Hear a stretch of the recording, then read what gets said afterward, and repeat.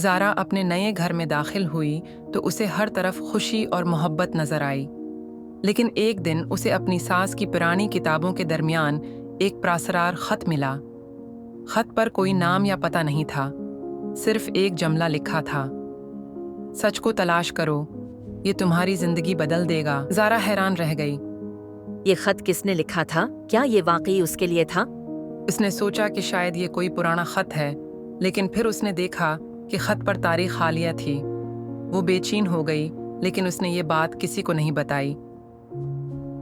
اگلے دن زارا کو باورچی خانے میں کام کرتے ہوئے ایک اور خط ملا جو اسی طرح پراسرار تھا۔ اس خط میں لکھا تھا: اگلا قدم اٹھانے سے پہلے ماضی کی کہانی کو جاننا ضروری ہے۔ زارا کی دلچسپی اور بڑھ گئی۔ وہ جاننا چاہتی تھی کہ یہ خط کون بھیج رہا ہے اور کیوں۔ زارا نے اپنے شوہر سے پوچھنے کا ارادہ کیا، لیکن پھر اسے لگا کہ شاید یہ خط کسی راز کو چھپا رہا ہے جو صرف وہی جان سکتی ہے۔ وہ رات بھر جاگتی رہی، سوچتی رہی کہ ان خطوط کا کیا مطلب ہو سکتا ہے۔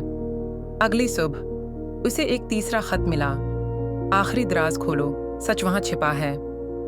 زارا کا دل زور زور سے دھڑکنے لگا۔ وہ کمرے میں گئی اور دراز کھولی۔ اس کے اندر ایک پرانا ڈائری رکھی ہوئی تھی۔ زارا نے ڈائری کھولی اور پڑھنے لگی۔ جیسے جیسے وہ ڈائری کے صفحات پلٹتی گئی، ایک خوفناک راز سامنے آیا۔ یہ سب اس کی ساس کی زندگی کے بارے میں تھا، ایک ایسا راز جو کسی کو نہیں معلوم تھا۔ زارا کا دل دھڑک رہا تھا۔ کیا وہ یہ راز سب کے سامنے لائے گی، یا یہ ہمیشہ کے لیے چھپایا جائے گا؟